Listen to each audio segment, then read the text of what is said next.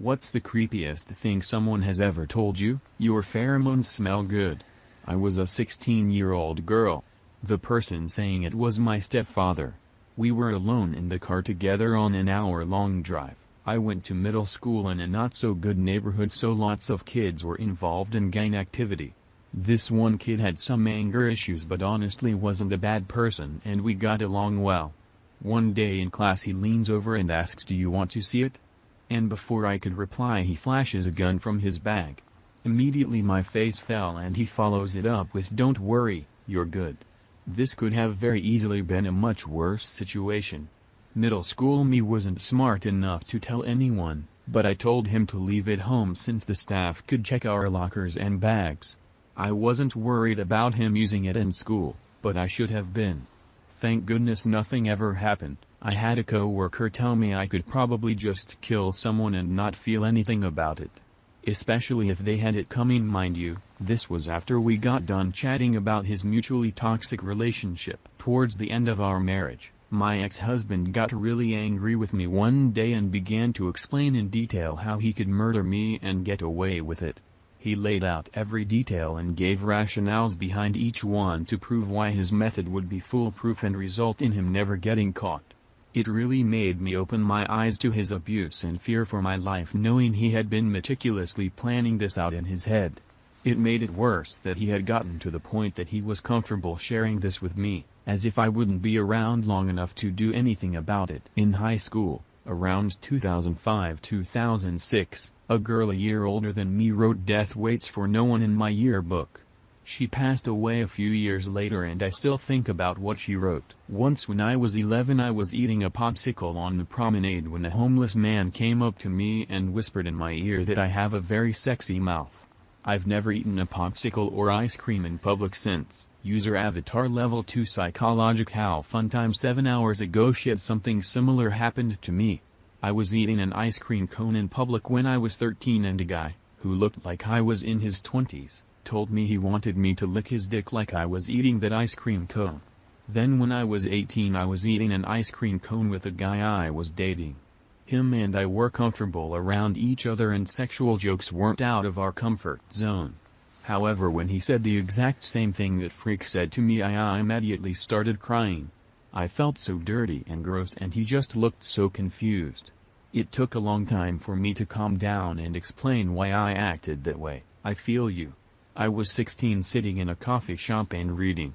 I was wearing a modest skirt and crossed my legs. Creepy, homeless-looking old dude sat across from me and said, "Oh yeah, baby." Flashed it at me again. I was mortified and felt violated. I still think about that when I'm in public and I almost never wear a skirt that goes above my knees. Just makes me really uncomfortable, even 23 years later. I wish people understood how long words can stick with you. Not told me but showed me. When I was in middle school this girl sat by me at the lunch table and showed me that she carved my name into her arm and then went on to tell me she loved me. I had never said anything more than hi while walking by her before that. Yikes. That's pretty creepy. Similar thing happened to my friend in high school. I'd what grade this was, but when we became friends she told me about it. This guy in her class had a huge crush on her and she said they were kinda friends until he professed his love and got upset when she didn't feel the same back.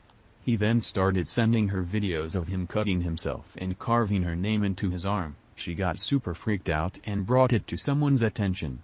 Don't know what happened after that, but she pretty much stayed clear of him after that out of fear. Not a creepy girl but a creepy guy who was angry at me because the girl he liked me. I still don't know who he was, but he created fake profiles on social media accounts to piss off people from my high school by writing mean comments. This went to the point that friends of one girl came to my school to fight me. Then one day my mom came up to me and said that there were glass shards in our briefcase.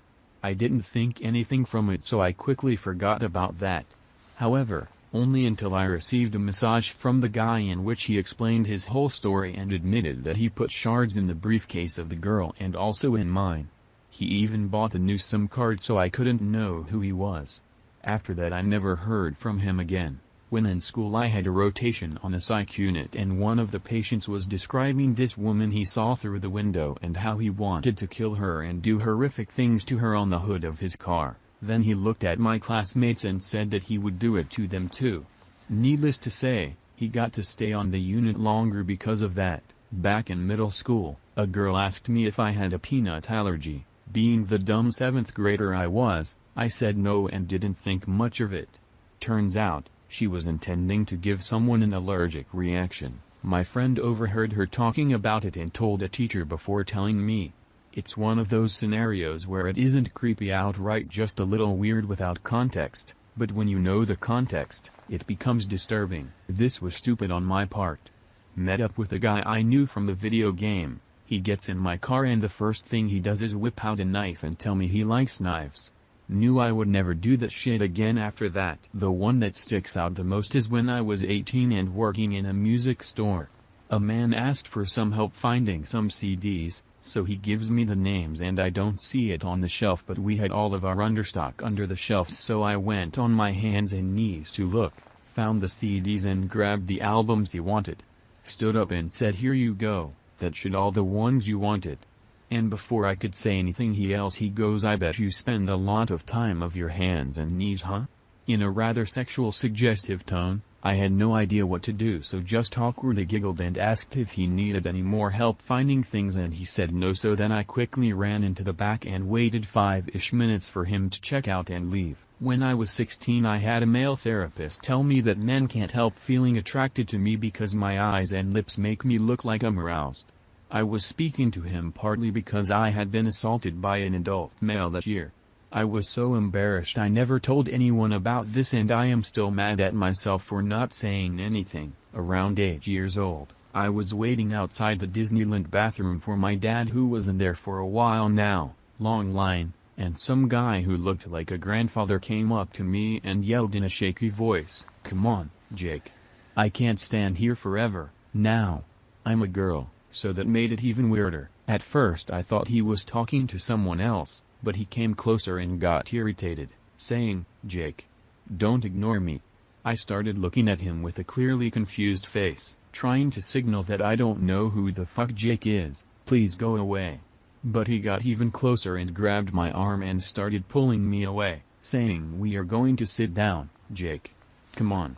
I was trying to stay put, but this guy was strong and eventually, my legs wouldn't stay and he effectively dragged me out of my place.